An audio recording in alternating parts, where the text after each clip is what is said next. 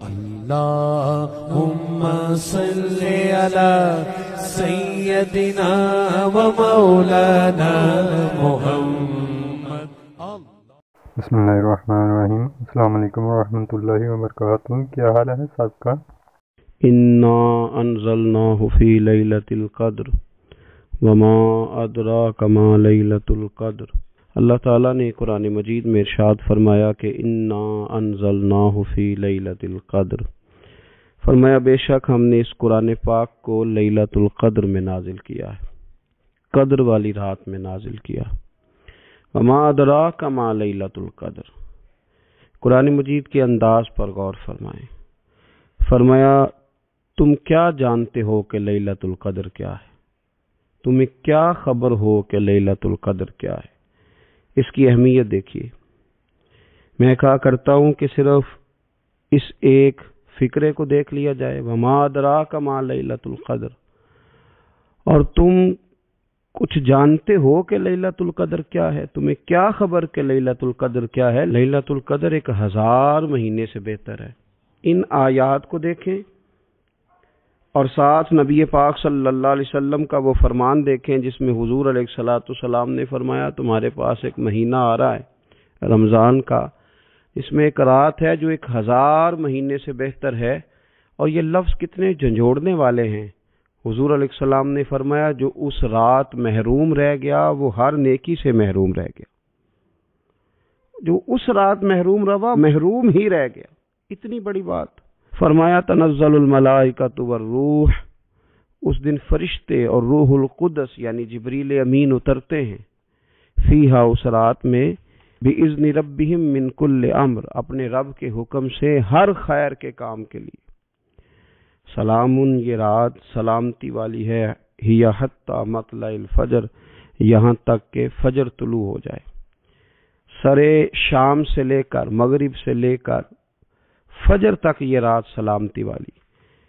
اس کو لیلۃ القدر اس لیے کہا جاتا ہے، ہمارے مفسرین فرماتے ہیں کہ اس دن قدر والی کتاب قرآن پاک قدر والے محبوب پہ نازل ہوئی اور قدر والی امت کی طرف بھیجی گئی. نبی پاک صلی اللہ تعالی علیہ وسلم نے جب پرانی امتوں کی عمریں دیکھی، نہ کسی کی 1000 سال ہوئی، کسی کی اس سے زیادہ ہوئی، تو اللہ کے محبوب علیہ السلام کے دل مبارک میں یہ خیال آیا کہ میری امت کی عمریں تو بڑی تھوڑی ہوں گی، تو کیسے اتنی لمبی نیکیاں کر سکیں گے؟ تو اللہ تعالیٰ نے پھر لیلۃ القدر عطا فرمائی. گویا اس ایک رات میں جو آدمی نیکی کرے، 1000 دن نہیں. کتنا لوگوں کو شوق ہے کہ کوئی ایسا جیک لگے، یکدم میری ساری چیزیں بڑھ جائیں. تو اس پر بھی تو ذرا غور کرے نا. یہ ایک رات 1000 دن سے نہیں، 1000 مہینے سے افضل ہے. 1000 یکدم آپ کی نیکیوں کی عمر 1000 ماہ تک چلی جاتی ہے. کتنی بڑی فضیلت کی بات ہے. میرے رسول کریم صلی اللہ تعالی علیہ وآلہ وسلم خاص توجہ دلاتے، اس رات کے حوالے سے خاص توجہ دلاتے. اور یہ رات کب ہوتی ہے؟ صحیح حدیث میں موجود ہے. نبی پاک صلی اللہ تعالی علیہ وسلم نے فرمایا کہ اسے رمضان کے آخری عشرے میں تلاش کرو. گویا یہ جو 5 طاق راتیں ہیں نا، 21ویں، 23ویں، 25ویں، 27ویں، 29ویں، ان طاق راتوں میں اس رات کو تلاش کرو. اس رات اللہ کے فرشتے نازل ہوتے ہیں. آسمان دنیا پر، زمین پر فرشتے اترتے ہیں. حضرت جبریل امین علیہ الصلوۃ والسلام انہیں لے کر کے آتے ہیں. اور فرشتے کیا کرتے ہیں کہ جو بندہ اس رات اللہ کی یاد میں موجود ہو، جو بندہ اللہ تبارک و تعالیٰ کے ذکر میں موجود ہو، جو بندہ اس دن اللہ تبارک و تعالیٰ کی بارگاہ میں کسی بھی طور پر حاضر ہو، فرشتے اس کے لیے دعائے مغفرت بھی کرتے ہیں اور رب کی بارگاہ میں التجائے رحمت بھی کرتے ہیں. اور ایک روایت میں ہمیں یوں بھی ملتا ہے کہ فرشتے اسے مصافحہ بھی کرتے ہیں، ہاتھ بھی ملاتے ہیں. دیکھیے نا کتنی سعادت مندی ہے کہ انسان عبادت کر رہا ہو اور فرشتے اس کی زیارت کو آئیں. ہمارے صوفیاء فرماتے ہیں تو پکا پروگرام بنا لے عبادت کا، فرشتے کئی بار تیری زیارت کو آیا کریں گے. اور پھر ایک اور بات یہاں بڑی قابل توجہ ہے کہ انسان جب محسوس کرتا ہے نا مجھے کچھ دیکھ رہا ہے، تو ذرا اس کی عبادت کا انداز بھی تھوڑا تبدیل ہو جاتا ہے. تو اگر یہ ذہن ہو ہمارا کہ ہمیں فرشتے دیکھ رہے ہیں اور وہ والی مخلوق دیکھ رہی ہے جو ہماری ڈائری ڈائریکٹ لے جا کے ہمارے رب کی بارگاہ میں پیش کرے، تو پھر کچھ زیادہ ہی توجہ مسلمان کی ہونی چاہیے، زیادہ ہی انہماک ہونا چاہیے، وہ کھو جائے۔ ٹھیک ہے، ہم کمزور بھی ہیں، ہمارے اندر کچھ پریشانیاں بھی ہیں، ہماری بیماریاں بھی ہیں، ہم لاغر بھی ہیں، ذوف بھی آ جاتا ہے، تھکاوٹ بھی ہمیں آ لیتی ہے، لیکن لمبی تو بات ہی کوئی نہیں، 5 تو طاق راتیں۔ حضرت سیدہ عائشہ صدیقہ رضی اللہ تعالی عنہ ارشاد فرماتی ہیں کہ جب رمضان کا آخری عشرہ شروع ہوتا تھا نا، تو نبی پاک اپنی کمر کس لیتے تھے عبادت کے لیے، خود بھی رات کو اٹھتے تھے، ہمیں بھی جگاتے تھے، کیونکہ سونے کے دن تو نہیں، یہ تو جاگنے کے دن ہے۔ ساون کی کالی راتوں میں جب بوندا باندی ہوتی ہے، وہ راتوں کو اٹھ اٹھ روتے ہیں جب خلقت ساری سوتی ہے۔ یہ رب کے بندوں کی شان ہے۔ اور ویسے بھی درویش کہتے ہیں کہ رات پوے تے بے درداں نو نیند پیاری آوے، درد منداں نو تے یاد سجن دی ستیاں وی آن جگاوے۔ تو یہ وقت ہے خاص، اس خاص وقت اس بات کی طرف ضرور توجہ کرنی چاہیے۔ اور یہ جو کہا گیا نا کہ فرشتے نازل ہوتے ہیں بِإِذْنِ رَبِّهِمْ مِنْ كُلِّ امر، اللہ کے حکم سے آتے اور ہر کام کے لیے، ہر امر خیر کے لیے آتے، تو اس میں بھی ہمارے مفسرین نے لکھا ہے کہ وہ تمہارے لیے پورے سال کا فیصلہ کریں گے کہ تمہیں کیا دیا جائے گا، تم کیا حاصل کرو گے اللہ تبارک و تعالیٰ کی بارگاہ سے۔ تو اس کا معنی یہ ہوا کہ پھر تو یہ لینے کی رات ہے۔ ایسا نہ ہو کہ فرشتے آئے ہوں رب کی بارگاہ سے یہ پیغام کرم ہو کہ دینا ہے اور لینے والے سو رہے ہوں، وہ آرام میں ہوں۔ تو یاد رکھیں خیرات اسی کے پیالے میں آتی ہے جس کا پیالہ سیدھا ہوتا ہے، اور اگر پیالہ ہی سیدھا نہ ہو تو خیرات پھر پیالے میں نہیں آیا کرتی۔ تو پھر اس کو جو کہا گیا نا کہ یہ سلامتی والی ہے، تو اس میں ایک اور بات بھی ہمارے پھر مفسرین نے لکھی ہے کہ اس رات شیطان تو ویسے ہی قید ہے، اس رات بندے کا نفس بھی نہیں اسے تنگ کرتا۔ یہ طاق راتیں اتنی حسین ہے کہ تھوڑی سی بندہ ہمت کرے تو اللہ عبادت کے لیے اس کے دل کو قرار عطا کر دیتا ہے، اسے سکون ملتا ہے، طبیعت ٹھنڈی ہو جاتی ہے، اور وہ بڑے ذوق کے ساتھ اللہ کی عبادت کرتا ہے۔ خوب بیداری کا مظاہرہ کریں طاق راتوں میں۔ میں نے رمضان سے پہلے مشورہ دیا تھا کپڑے وقت پہ خرید لو عید کے، اور وقت پہ سلا لو، اور وقت پہ چیزیں لے لو۔ یہ جو خاص دن ہیں عبادت کے، یہ لوگوں کے بازاروں میں گزر جاتے ہیں۔ یہ زیادہ تر وقت ہمارا خریداری میں اور شاپنگ میں اور ایسے مہمل کاموں میں صرف ہو جاتا ہے کہ جن کی وجہ سے یہ خاص چیزیں جو ہمیں میسر آنی تھی ان سے ہم کئی دفعہ رہ جاتے ہیں۔ تو اس رات کرنا کیا ہے؟ زیادہ سے زیادہ کھڑے ہو کے رب کی عبادت کریں، قرآن شریف کی تلاوت کریں، استغفار پڑھیں۔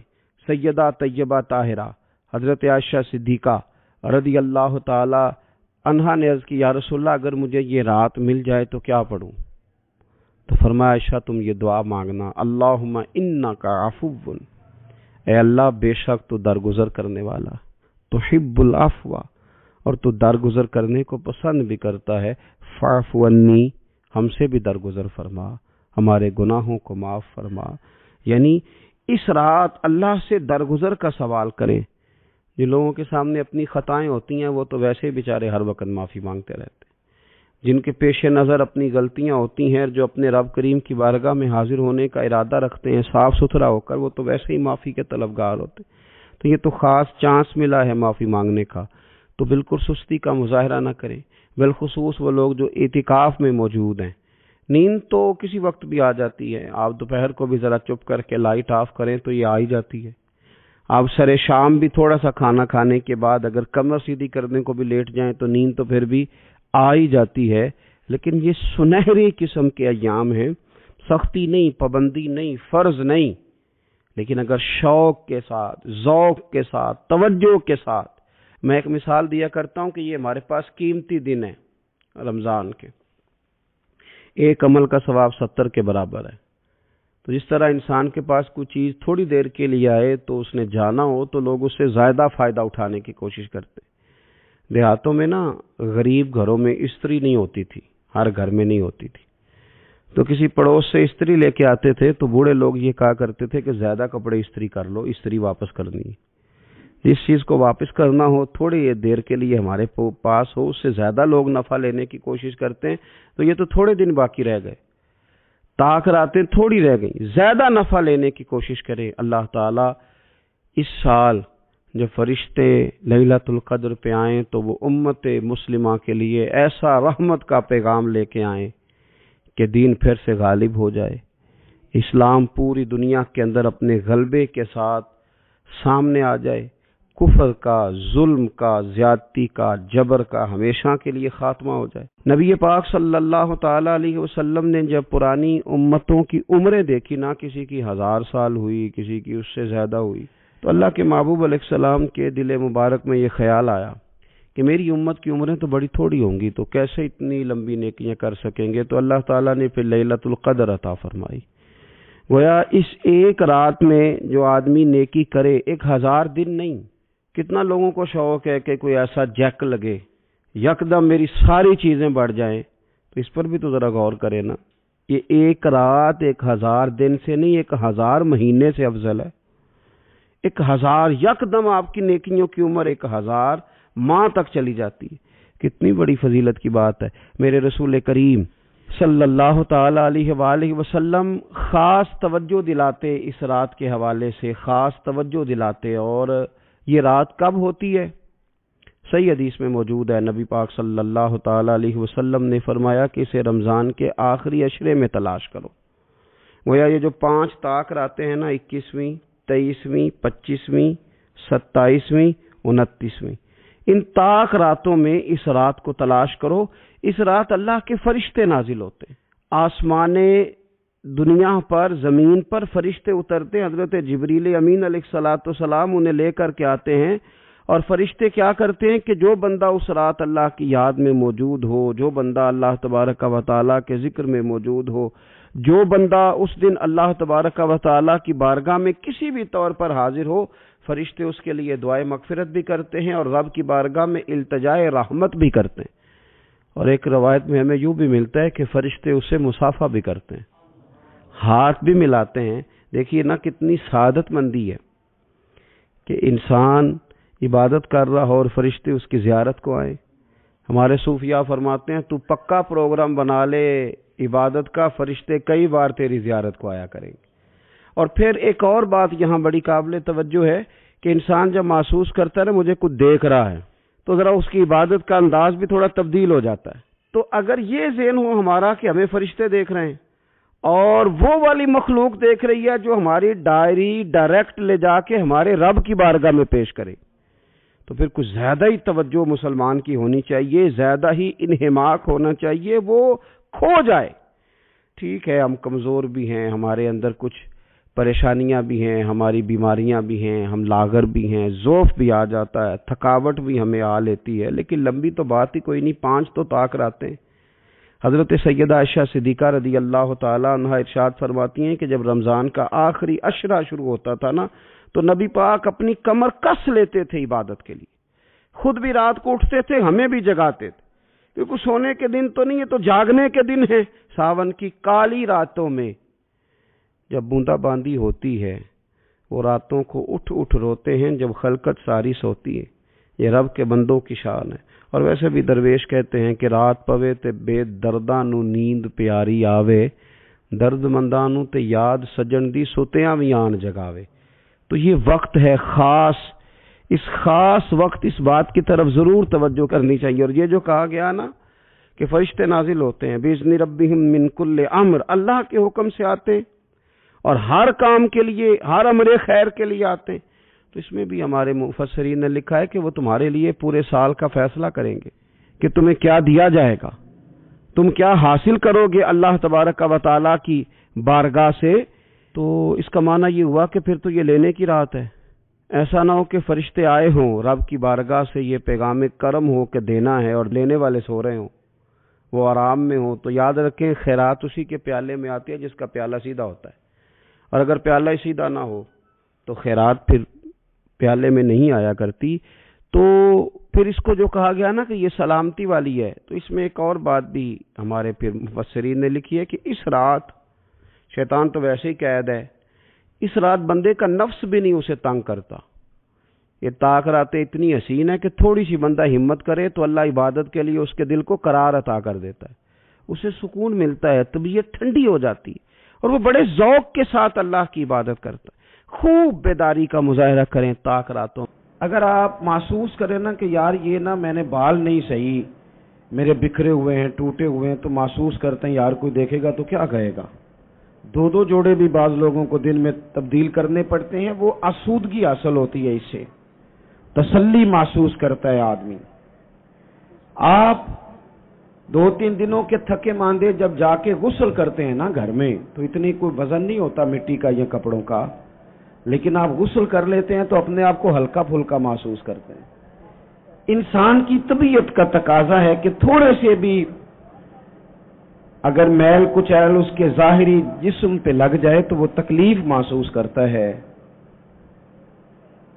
بس سمجھ لیں اس بات کو کہ اگر ظاہر پر 1-2 دھبا ہو تو بندہ بے چین رہتا ہے، تو اگر دھبے باطن پہ ہوں تو اگر دل پہ دھبے لگ جائیں نا، لالچ کا، ہرس کا، ہوس کا، حسد کا، عداوت کا، بغض کا، لوگ کہتے ہیں پتہ نہیں کیا بات ہے میں بور ہو رہا ہوں، پتہ نہیں کیا بات ہے مجھے کیا ٹینشن ہے، پتہ نہیں سارا کچھ ہے. تو میں کہتا ہوں سارا کچھ ہے، پر ایک ٹینشن بھی ہے آپ کو کہ مجھے دیکھ کوئی نہیں رہا، ایک مسئلہ بھی ہے کہ میری ذرا شہرت ہو جائے، ایک پریشانی بھی ہے کہ میری بھی ذرا کبھی کوئی فوٹو آنے لگ جائے. تو اس نے بے چین کر دیا، بے قرار کر دیا.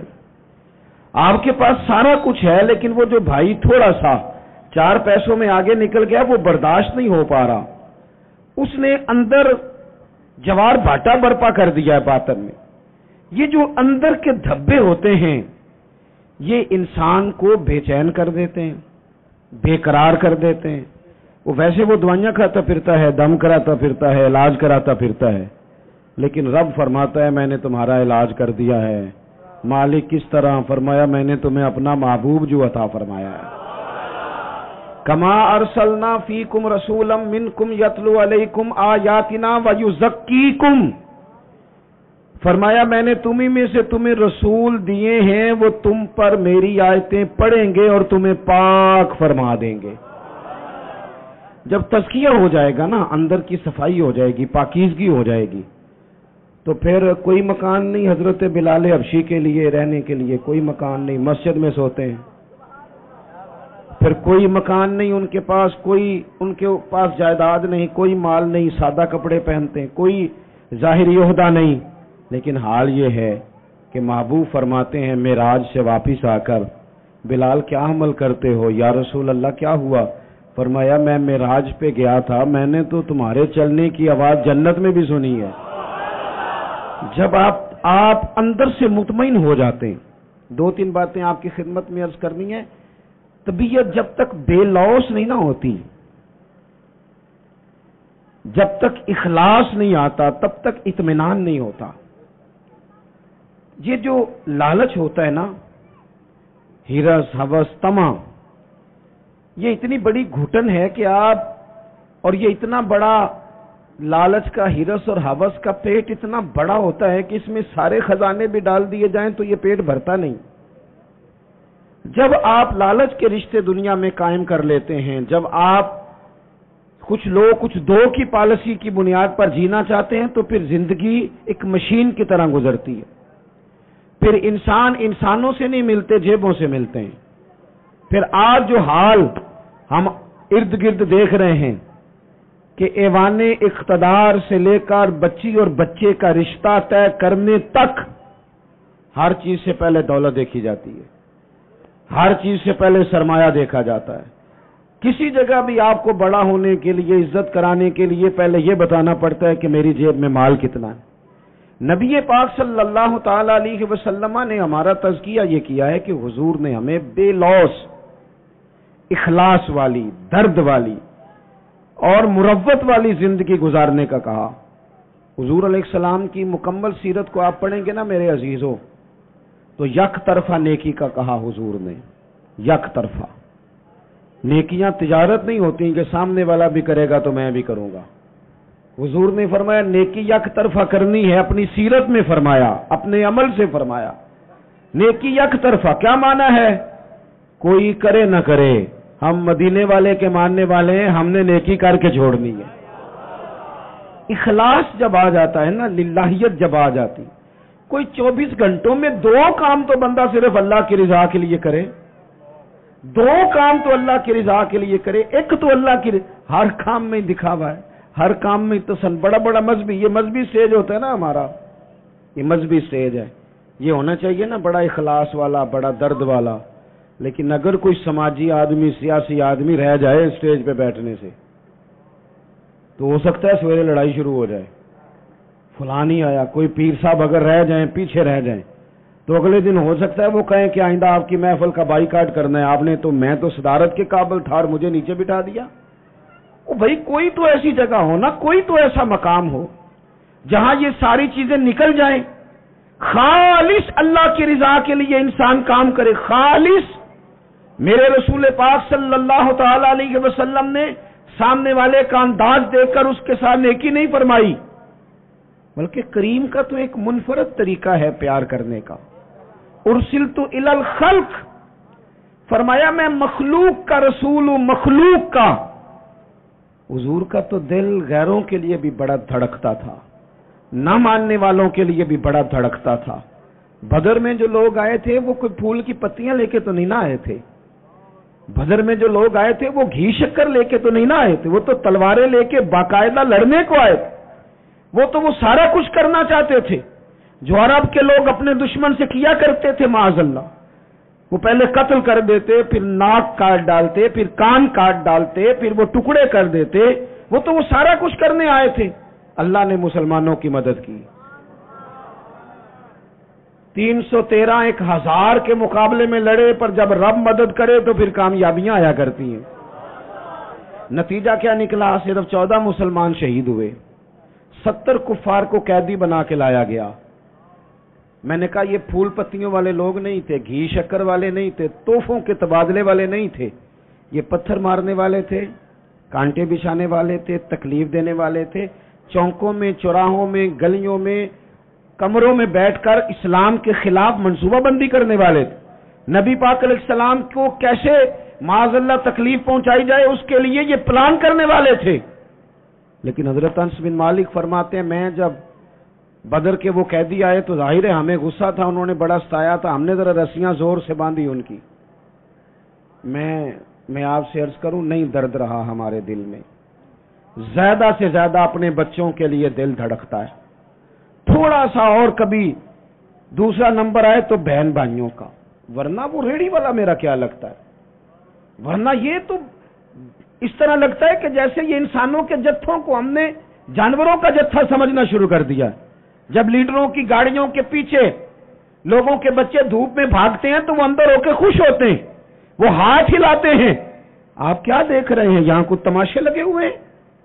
یہ بے ہنگم انداز آپ کا, وہ جس آدمی کو بڑا راضی ہونا چاہیے تھا کہ میں لائن میں لگا ہوں, جس طرح میری قوم تکلیف میں ہے میں بھی اسی طرح ہوں.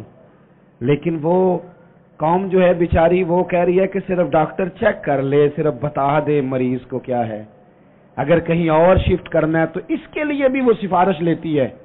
لیکن یہ صاحب کیا کہتے ہیں, کہتے ہیں مجھے اللہ نے بڑی عزت دی ہے, میں گیا تو ڈاکٹر اٹھ کے کھڑا ہو گیا. تو بھئی قوم کو اس کا کیا فائدہ, ڈاکٹر کو بھی آپ سے کوئی کام ہوگا. وہ میں جمعے میں دوستوں سے کہہ رہا تھا کہ ہمارے حکمران کہتے ہیں میں بڑا خوش نصیب ہوں, جو بھی جاتا ہے وہ کہتا ہے میں بڑا خوش بخت ہوں, میرے لیے کعبے کا دروازہ کھلا ہے.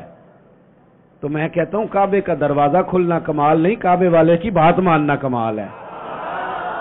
اگر کعبے کے اندر جانا تم نے کمال سمجھا ہے, وہاں تو 360 بت بھی بڑی دیر رہے ہیں, وہاں جانا تم نے کمال سمجھ لیا. یہ دیکھو کعبے والے کی بات مانی ہے, اور جو تمہیں کعبے کا دروازہ کھول کے دیتے ہیں ان سے کہو چلو ہمارے بے گناہ قیدیوں کے لیے جیل کے دروازے ہی کھول دو, جو بے گناہ ہیں ان کو ہی چھوڑ دو.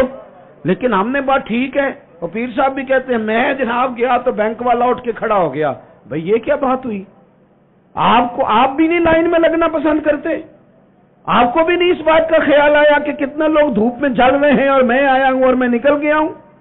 خدا کے بندو, جب تک بے لوث درد نہیں ہوتا تب تک سمجھ لو سینوں میں دل نہیں ہے, پتھر ہیں, فقط اپنے لیے دھڑکتے ہیں, فقط اپنے بچوں کے لیے. خدا مجھے ایسی خدائی نہ دے کہ اپنے سوا کچھ دکھائی نہ دے. یہ کیا بات ہوئی؟ حضرت انس بن مالک کہتے ہیں ہمیں غصہ تھا کفار پر, ہم نے رسیاں زور سے باندھ دی، اور اپنا غصہ نہیں تھا، غصہ یہ تھا ہمارے نبی کو تکلیف دی، مکہ چھوڑنا پڑا، اذیت دی، ہم نے زور زور سے رسیاں باندھی۔ لیکن فرماتے ہیں میں رات کو مسجد نبوی میں آیا تو حضور کو دیکھا کبھی بے چینی سے ادھر ٹہلتے ہیں، کبھی ادھر ٹہلتے ہیں۔ میں درد سے آگے بڑھا، میرے ماں باپ آپ کے قدموں پہ قربان، میری اولاد آپ کے ابرو کے اشارے پہ قربان، محبوب کیا بات ہوئی، کیوں اس طرح ٹہل رہے ہیں؟ تو حضور فرمانے لگے انس، تم نے ان کی رسیاں زور سے باندھ دی ہیں، یہ ہائے ہائے کرتے ہیں مجھے نیند نہیں آتی، یہ ہائے ہائے کرتے ہیں مجھے نیند، ان کی رسیاں ذرا ڈھیلی کر دو تاکہ میں سو جاؤں۔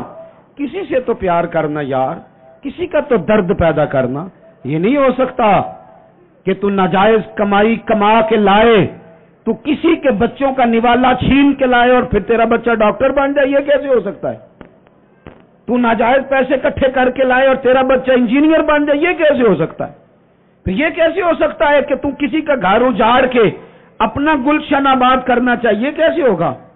آپ اگر چاہتے ہیں کہ ہمارے گھروں میں روشنی آئے تو پھر کسی اور کے آنگن میں دیا جلانا شروع کریں، کوئی تو کام ایسا ہو۔ قرآن تعلیم دیتا ہے، قل ان صلاتی و نسکی و محیای و مماتی للہ رب العالمین، کہو میری نماز، میری قربانی، میرا دنیا میں آنا، میرا یہاں سے جانا، سب اس رب کے لیے ہے جو تمام جہانوں کا پالنے والا ہے۔ اپنے سینے میں درد پیدا کریں، ایک دوسرے کے لیے گنجائش پیدا، ہمارے پاس گنجائش نہیں ہے۔ میں اکثر کہتا ہوں کہ میں سمجھتا ہوں صرف میری ضرورت ہے، میرے علاوہ نہیں، حالانکہ میرا ڈرائیور گاڑی نہ چلائے تو میں تو سو جاتا ہوں گاڑی میں، وہ گاڑی نہ چلائے تو میں تو پہنچتا ہی نہیں۔ چلے ساری باتیں چھوڑیں، یہ مائک والا اگر اس کا مائک خراب ہو جائے تو محفل کا سارا کام رک گیا کہ نہیں رک گیا؟ لیکن ہمارے نزدیک، میں نے ایک دفعہ نا ایک اسپیکر والے سے پوچھا، اس ساؤنڈ والے سے، میں نے کہا تو اتنی محفلیں سنتا ہے، نماز کیوں نہیں پڑھتا؟ وہ مینوں کہندا ہے جیڑا مولوی آندا ہے ساڈے نال تے لڑ کے ٹر جاندا ہے۔ ہم تو پوری محفل میں نا ایسے کانپ رہے ہوتے ہیں کہ کسی کو آواز اونچی چاہیے، کسی کو نیچی چاہیے، کوئی کہتا کھول دے، کوئی کہتا بند کر دے، تو ہم پہ کیا اثر ہونا ہے؟ ہم تو خوف میں، کیونکہ ہم نے قدر نہیں نا جانی لوگوں کی، قدر نہیں سمجھی لوگوں کی۔ قدر سمجھنا شروع کریں، پیار کرنا شروع کریں۔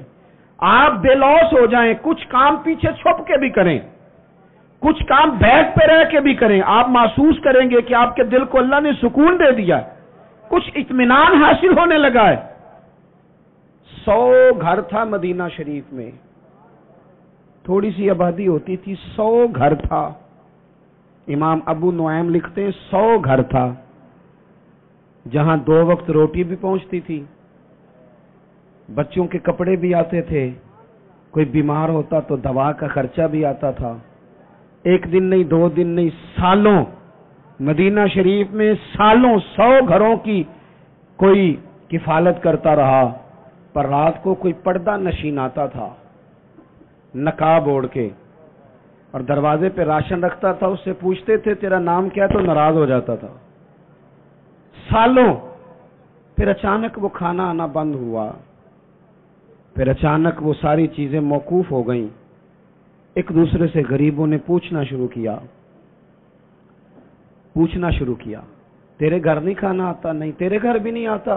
کب سے نہیں آیا؟ معلومات ہونے لگی، سب ایک دوسرے سے پوچھنے لگے تو پتا چلا 18 محرم سے نہ اس کے گھر آیا ہے، نہ اس کے گھر آیا ہے، نہ اس کے گھر آیا ہے۔ 18 محرم سے کسی کے گھر نہیں آیا۔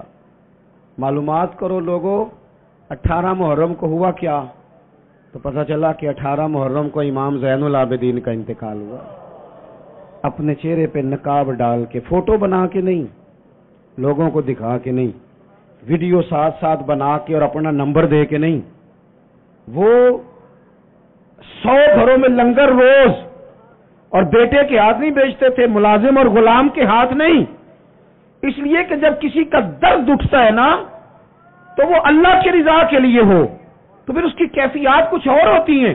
100 گھروں میں کھانا جاتا تھا، اتنا بڑا مجمع ہے، اتنے سارے آپ لوگ آئے ہیں، کیا 3 آدمی مل کے ایک غریب کا بوجھ نہیں اٹھا سکتے؟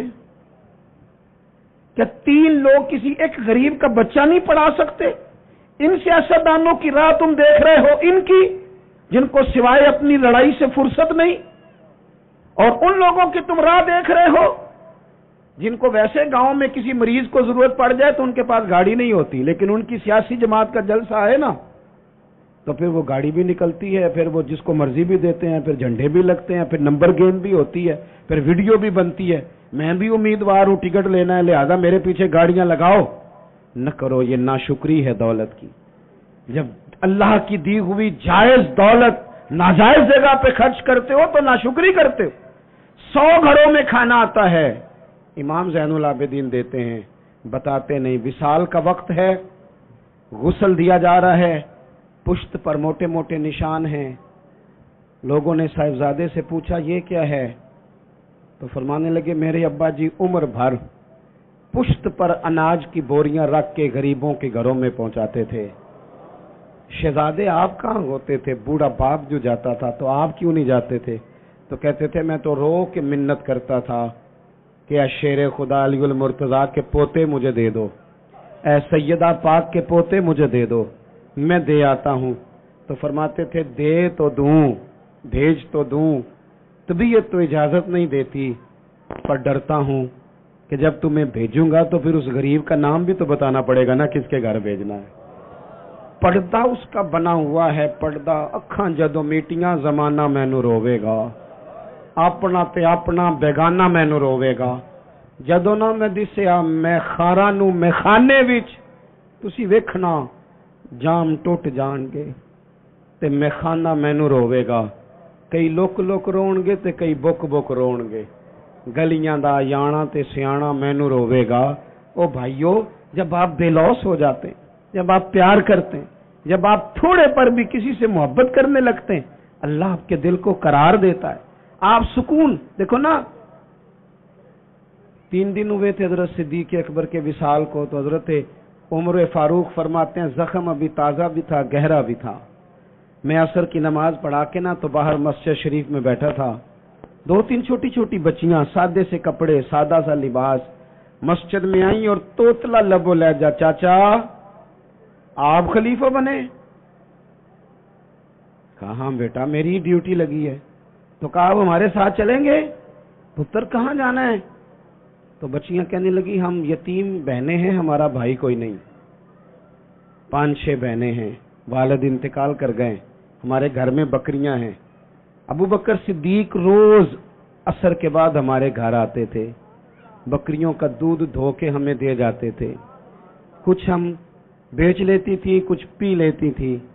چچا 3 دن ہو گئے، اماں بھی روتی ہے، بہنیں بھی روتی ہیں، کوئی نہیں گھر میں کام کرنے والا۔ میں اس آدمی کی بات سنا رہا ہوں جو لاکھوں مربع میل کے حکمران تھے، میں کونسلر کی بات نہیں کر رہا، اس ایم پی اے کی بات نہیں کر رہا جو آپ کو سبز باغ دکھا کے گیا تو پلٹ کے آیا نہیں۔ فرماتے ہیں کہ چلیں گے آپ؟ تو حضرت سیدنا عمر فاروق رضی اللہ تعالیٰ عنہ کہتے ہیں میں اتنا رویا کہ میری داڑھی آنسوؤں سے بھر گئی۔ میں اٹھا، چلو پتر چلتا ہوں، آگے آگے وہ بچیاں اور پیچھے پیچھے میں۔ رستے میں ایک صحابی ملے، اے امیر المومنین روتے ہوئے کہاں تشریف لے جا رہے ہیں؟ پھر رو پڑے، کہنے لگے یار یہ ابو بکر صدیق تو میرے لیے رستہ ہی بڑا مشکل کر گیا، کس طرح چلوں گا ان کی راہوں پر، کیسے یہ میں کام آگے؟ جگر راہ وفا میں میں نقش ایسے چھوڑ آیا ہوں کہ جس منزل سے گزرا ہوں وہ اب تک یاد کرتی ہے۔ او یارو، ہیں نا کچھ ابھی بھی لوگ، کچھ لوگ ابھی بھی ہیں جو شام کو انتظار کرتے ہیں، شام کو اللہ خوش رکھے، سنیں جی، شام کو انتظار کرتے ہیں کہ اگر کہیں سے دوا کے پیسے آ جائیں تو اماں کو دوا لے دوں۔ کچھ ہیں لوگ جو منتظر رہتے ہیں، ابھی بھی منتظر رہتے ہیں کہ اگر کوئی سبب لگ جائے نا تو چلو میں بھی تازہ پھل جو آیا ہے اس موسم کا میں بھی وہ اپنے بچوں کو کھلا دیا کروں۔ دوستو، حضور نے ہمیں سبق دیا ہے، یہ ہمارا تزکیہ کیا ہے، لالچ سے بچ کر کوئی کام زندگی میں اپنی آخرت کے لیے بھی تو کرنا چاہیے، کوئی اسلوب ایسا بھی تو اختیار کریں جس میں انسان محسوس کرے کہ یہ خالص میری آخرت کا کام ہے۔ دوسری بات،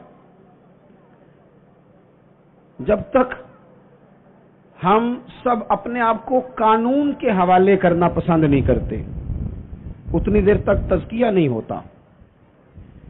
ایک طبقہ ایسا آ گیا ہے کہ جو سمجھتا ہے کہ یہ قانون کسی اور کے لیے ہے، میرے لیے نہیں. جب تک انسان اپنے آپ کو پیش نہیں کرتا، توجہ ہے میری بات پر آپ کی؟ میری بات پر توجہ ہے آپ کی؟ آپ کی کوئی سیاسی جماعت، کوئی الا ماشاءاللہ جو اس وقت کام کر رہی ہیں، جو بڑی بڑی پارٹیاں بنی ہوئی ہیں، ان میں سے کوئی ایک سیاسی جماعت کا کوئی ایک کارکن بھی کہتا ہے کہ میرے لیڈر سے فلانی غلطی ہو گئی ہے؟ بول کے بتائیں. کیوں؟ یہ فرشتے ہیں.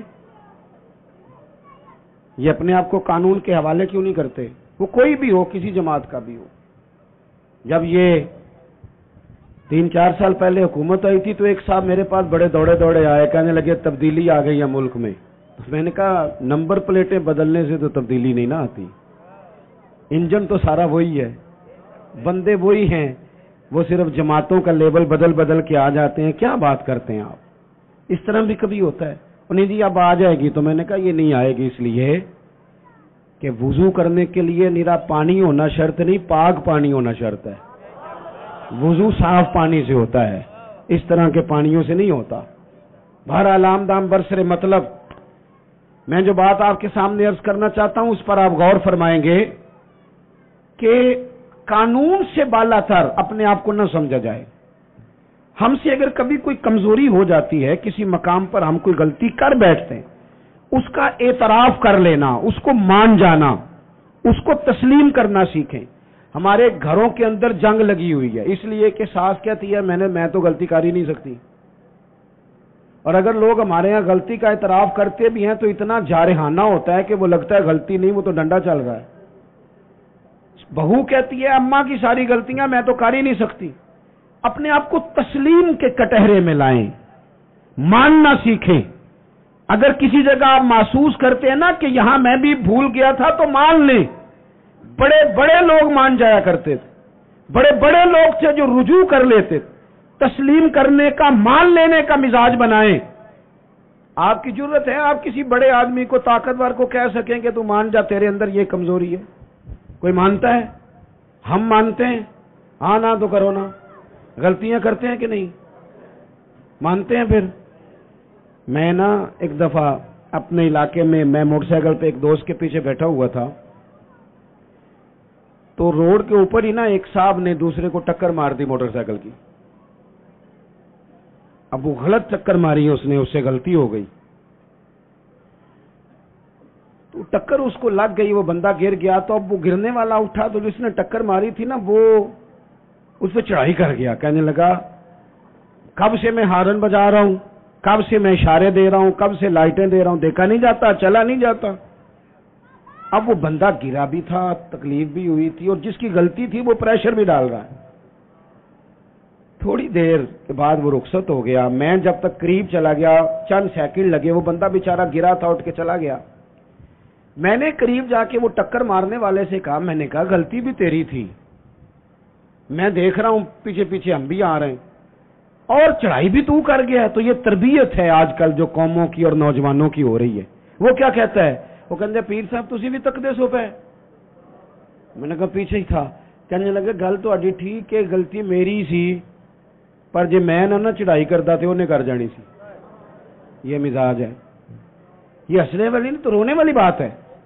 جب قوموں کی تربیت اس طرح کی ہونا کہ ماننا نہیں، چڑھائی کرنی ہے، غلط بھی ہے تو چڑھائی کرنی ہے، جھوٹے بھی ہیں تو چڑھائی کرنی، دھونس اور دھاندلی کے ساتھ، روب کے ساتھ بات منوانی، پھر قوموں کی تربیت نہیں ہوتی. رسول پاک صلی اللہ تعالی علیہ وآلہ وسلم نے اپنے صحابہ کو جو مزاج دیا ہے، سکون کس چیز میں ہے کہ انسان اپنے آپ کو پیش کر دے.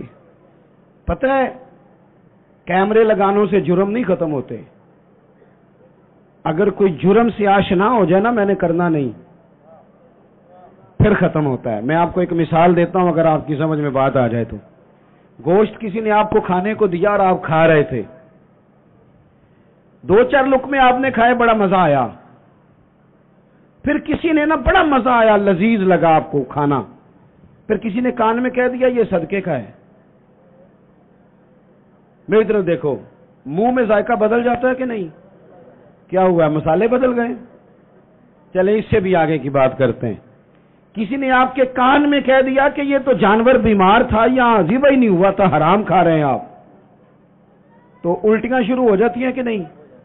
بولے کیوں؟ اس لیے کہ آپ کا ذہن بن گیا ہے کہ حرام میرے لیے ٹھیک ہے، پر شرط ہے نا، میرا گوشت ہی حرام ہو تو الٹی نہیں آنی چاہیے، 50 لاکھ بھی حرام آئے تو پھر بھی الٹی آنی چاہیے. ہم نے نا کچھ چیزوں کے لیے اپنا ذہن بنایا ہے کہ حرام کھانا نہیں. تو اگر حرام، وہ ایک دوست ہمارے بات سنانے لگے، کہنے لگے ایک آدمی کو نا ایک مہنگا سا جوتا پڑا ہوا گلی میں مل گیا پر 1 پاؤں ملا، تو وہ ڈھونڈنے لگ گیا کس کا ہے کس کا ہے کس کا ہے کس کا ہے، ڈھونڈنے لگ گیا. تھوڑی دیر آگے جا کے نا تو دوسرا پیر بھی مل گیا، پر اس نے بندہ ڈھونڈنا بند کر دیا، پھر وہ گھر لے آیا، اب پورا ہو گیا نا. اس طرح کا تقوی نہیں. آپ وہ شریعت کے ہر حرام کو حرام سمجھیں، شریعت کے ہر حرام کو. وہ ہم نے 2-4 مسئلے اپنی مرضی کے یاد کیے ہوئے ہیں. ہر مرد کو یہ مسئلہ آتا ہے کہ 4 شادیاں جائز ہیں، آتا ہے نا، اور بھی تو بڑا کچھ جائز ہے نا، لیکن اس طرف کیوں نہیں توجہ؟ قرآن مجید کہتا ہے فَتُؤْمِنُونَ بِبَعْضِ الْكِتَابِ وَتَكْفُرُونَ بِبَعْضٍ، کتاب کے بعض حصے کو مانتے ہو، بعض کا انکار کرتے ہو.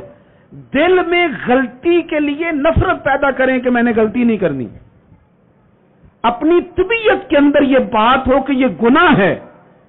اول تو صحابہ سے خطا ہوتی نہیں، معصوم نہیں ہم انہیں کہتے، محفوظ کہتے ہیں، لیکن اگر کبھی کوئی ایسا واقعہ ہوتا بھی تھا تو وہ ہماری تعلیم کے لیے، ہماری تعلیم کے لیے. آپ دیکھیے بخاری میں موجود ہے، قبیلہ غامدیہ کی عورت آئی. یہاں تو لوگ غلطی کرتے ہیں. اچھا چلیں بتائیں، وکیل کو پتا ہوتا ہے کہ نہیں کہ جو میرے پاس آیا اس کا کیس جھوٹا ہے؟ بولیں کیوں لیتا ہے وہ؟ اللہ آپ کو سمجھ اور مجھے بھی سمجھ دے.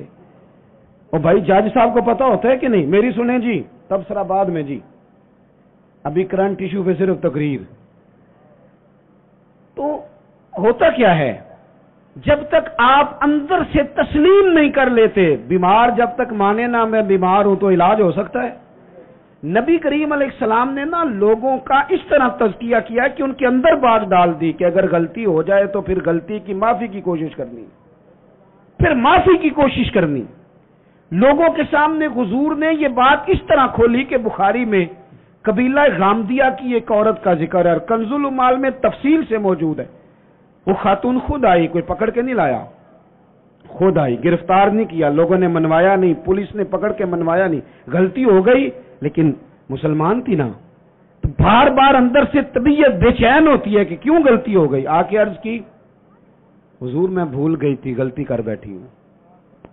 تو محبوب فرماتے ہیں کیسے پتہ چلے گا تو نے غلطی کی؟ کہنے لگی میرے پیٹ میں ناجائز بچہ ہے.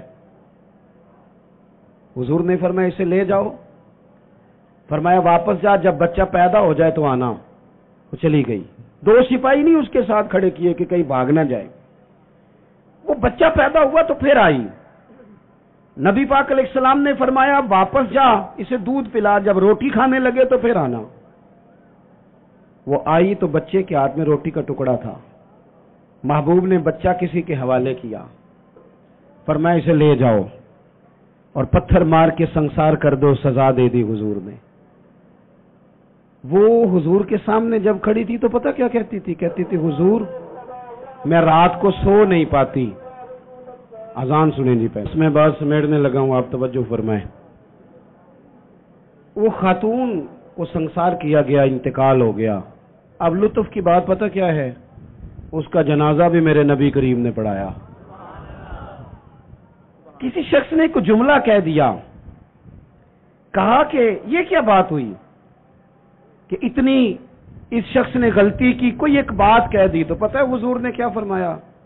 نبی کریم علیہ السلام فرمانے لگے اس نے تو ایسی توبہ کی ہے، ایسی توبہ کی ہے، ایسی توبہ کی ہے کہ اگر اپنی ساری امت میں بانٹ دوں تو اللہ سب کی بخشش فرما دے. یہ جو احساس ہے نا طبیعت میں، احساس پیدا کریں. اگر کبھی بھول جائیں، کبھی کسی شخص کے بارے میں دل میں بات آ جائے تو پھر آپ اپنے لیے اس کو کلیئر کریں، صاف کریں، معافی مانگ لیں. تیسری بات، ایک تو بے لوث رہیں، کسی کی خدمت کی کوشش کریں، ایک اپنے آپ کو قانون کے سپرد کریں، اپنی غلطیوں کی معافیاں لیں، اور تیسری اور آخری بات جو آج کے اس بڑے اجتماع میں آپ کو پیغام دینا ہے، اس کو آپ نے اچھی طرح سمجھنا ہے، اپنی زندگی میں دیانتدار ہو جائیں۔ نبی پاک صلی اللہ تعالی علیہ وسلم نے ڈوبے ہوئے سورج کو موڑا ہے، حضور نے چاند کے 2 ٹکڑے کیے ہیں، ہاں نہ تو کرے نا، درختوں نے حضور کو سجدہ کیا ہے، پتھروں نے کلمہ پڑھا ہے، میرے محبوب کو رب نے بڑے معجزات دیے، معراج عطا کیا ہے۔ لیکن مسلمانوں سنو، تمہارے اور میرے محبوب کا سب سے پہلا تعارف یہ ہے کہ وہ صادق اور امین ہے۔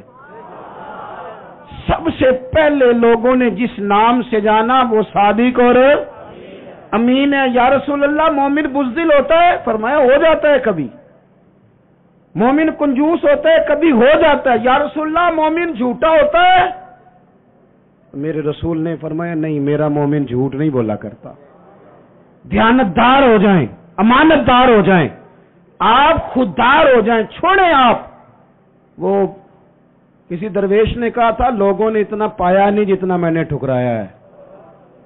تھوڑا ٹھکرانا بھی سیکھیں، تھوڑی خودداری بھی پیدا کریں۔ دیانتدار ہونے کے لیے کفایت شعار ہونا ضروری ہے، تھوڑے پہ گزارا کرنا سیکھیں۔ ایک وقت روٹی کھائیں۔ ہم دیہاتی لوگ ہیں، ہمارے بڑے بوڑھوں نے ہمیں سبق پڑھایا ہے کہ گندم سے بڑولا بھر لو اور مرتبان سے اچار بھر لو، پھر تمہیں کسی جگہ جانے کی ضرورت ہے بالکل نہیں، قطعاً نہیں۔ تھوڑا کھاؤ میرے دوستو، لیکن رزق حلال طیب۔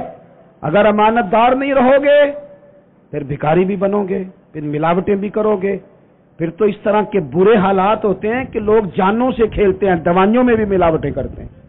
امانت داری حضور کی سب سے پہلی تعریف لوگوں نے کی، کبھی بھی زندگی میں کبھی بھی بددیانتی کا مظاہرہ نہ کریں۔ اور دیانتدار کس کے ساتھ ہونا ہے؟ میں اپنے ممبر سے ہو جاؤں اور کونسلر اپنی کرسی سے ہو جائے، ڈاکٹر اپنے آپ سے ہو جائے، طالب علم اپنے علم سے ہو جائے، استاد اپنی ڈیوٹی سے ہو جائے۔ استاد کا احترام بڑا ضروری ہے، پر استاد کو اجازت نہیں کہ کلاسیں کھیل رہی ہوں اور استاد سموسے منگا کے کھا رہے ہوں۔ وہ بھی تو ڈیوٹی کرے نا اپنی ٹائم پہ۔ مزدور کی مزدوری پسینہ خشک ہونے سے پہلے دینی ہے، پر مزدور کو اجازت نہیں کہ وہ روٹی کھانے جائے تو گھنٹہ وہیں بیٹھا رہے، وہ 10 منٹ کونے میں بیٹھ کے چائے پینے جائے اور 20 منٹ وہ سگریٹ بھی پیتا رہے۔ آپ اپنے کام سے دیانتدار ہو جائیں، اپنا کام سونا کر کے کرنا شروع کریں، اس میں نفاست لائیں۔ مجھے بتائیں، اگر کپڑا بنانے والا صحیح بنائے، باقی کے کام نہ دیکھے اپنا دیکھے، بنانے والا صحیح بنائے اور سینے والا وہ صرف بیٹے بیٹھ جاؤ، وہ پتر بیٹھ جاؤ نیچے بیٹھو، سینے والا صحیح سیے، بنانے والا صحیح بنائے تو ساری دنیا کو صحیح کپڑے ملنے لگ جائیں گے نا۔ اگر دوائی بنانے والا وہ کوئی اور کام نہ کرے، دوائی صحیح بنائے تو یہ کام سارا مسئلہ لوگوں کا حل ہوگا کہ نہیں ہوگا؟ ہم نہ دوسروں کے کاموں پہ نظر رکھتے ہیں، فلانا ٹھیک نہیں چل رہا، اسے چھوڑیں، آپ ٹھیک چل رہے ہیں، چھوڑیں اسے، آپ ٹھیک ہیں، آپ صحیح چل رہے ہیں، آپ کے معاملات بہتر ہیں۔ میں آپ کو ذاتی طور پہ بتاتا ہوں، میرے قریب والے دوست جانتے ہیں، کبھی زندگی میں کوئی کام خراب ہو جائے، کوئی پلان کیا تھا اس میں کوئی کمزوری رہ جائے تو میں کہتا ہوں پہلے مجھے اپنی غلطیاں ڈھونڈ لینے دو، میں نے کہاں کہاں سستی کی، مجھ سے کہاں کہاں غفلت ہوئی، کہاں کہاں میں نے توجہ نہیں کی۔ تھوڑا سا نا، حضرت موسیٰ علیہ السلام کو حکم ہوا اللہ کی طرف سے کہ بستی میں جو سب سے نیک بندہ اسے ڈھونڈ کے لائے۔ اب جسے حضرت موسیٰ نیک کہیں گے وہ کتنا کو نیک ہوگا؟ ایک بندہ ڈھونڈ کے پیش کیا، مکتوبات 2 صدی میں یہ بات لکھی ہے صوفیاء نے، ڈھونڈ کے پیش کیا تو کمال کی یہ سب سے نیک ہے۔ اب حکم ہوا کہ اس بندے سے کہیں جو سب سے برا ہے وہ ڈھونڈ کے لائے۔ میری اور آپ کی ڈیوٹی لگتی نا برا بندہ ڈھونڈنے کی، تو ہم نے خود ہی نیک بچنا تھا، باقی سارے کرپٹ نکل آنے تھے۔ اس سے کو برا بندہ ڈھونڈے، اب اس سے کہا جناب آپ ڈھونڈ کے لائیں، ہاتھ باندھ دیے، کہا حضور میرے سے یہ کام تو ہو ہی نہیں سکتا، میں نہیں کر سکتا۔ کہا آپ نہیں کرنا ہے، حضرت موسیٰ حکم دیتے ہیں۔ وہ نیک آدمی نے کہا پھر مجھے 3 دن کی مہلت دیں۔ 3 دنوں کی مہلت ملی۔ 3 دنوں کے بعد مقررہ وقت پر بندہ ڈھونڈ کے لانا تھا جو سب سے بد ہے معاذ اللہ. کس کو ڈھونڈ کے لائے؟ اپنے گلے میں رسی ڈالی، اپنے گلے روتے تڑپتے لا کے رسی حضرت کلیم کے دست مبارک میں دے کے کہا حضور کچھ لوگوں کے گناہ میں نے دیکھے تھے، شک تھا کہ انہوں نے کیے ہوں گے، پر وہ میرا شک تھا. لوگوں کی غلطیوں کا صرف شک تھا، پر جو میری ہیں وہ تو پکی ہیں، لہذا مجھ سے کوئی نہیں برا. رب کریم نے فرمایا میرے کلیم اسے بتاؤ کہ تیرا جو رب کی بارگاہ میں مقام بنا ہے وہ اسی عاجزی کی برکت سے تو بنا ہے. ہم نے نا دیانتداری کا مظاہرہ، جھوٹ جس قوم سے نکل گیا وہ قوم بن گئی. جھوٹ پتہ کیا نقصان کرتا ہے؟ اعتماد ختم کرتا ہے. بندہ بڑا قابل ہو لیکن جھوٹا ہو تو اس کا اعتماد. تو یہ 3 باتیں عرض کی ہیں. میرا خیال ہے کہ جب میں یہاں سے لوٹوں گا تو کچھ خیرات مجھے ضرور ملے گی، اس کی کچھ نہ کچھ ذہنوں میں اس کا اثر ضرور ہوگا. ایک تو بے لوث زندگی گزارے، کسی کی خدمت کی کوشش کریں. اور جوانوں، خدمت کے لیے پیسے شرط نہیں، خدمت کے لیے تو آپ 2 بول تسلی کے بول دیں تو وہ بھی بڑی خدمت ہے. دوسری گزارش آپ سے یہ کی ہے کہ اپنے آپ کو قانون سے کبھی بالا نہ کریں. غلطیاں ہو جائیں تو یہی معافیاں مانگیں، ورنہ تو پھر ایک دربار لگنا ہی ہے قیامت میں. اور تیسری گزارش آپ کی خدمت میں یہ ہے زندگی دیانتداروں جیسی گزاریں. بد دیانت لوگ جو ہوتے ہیں وہ اپنے ضمیر کے قیدی بن جاتے ہیں، وہ خود اپنے مجرم ہو جاتے ہیں. اس طرح کا اپنی زندگی میں ماحول لائیں. اللہ تعالی ہمارے لیے رحمت والے فیصلے کرے.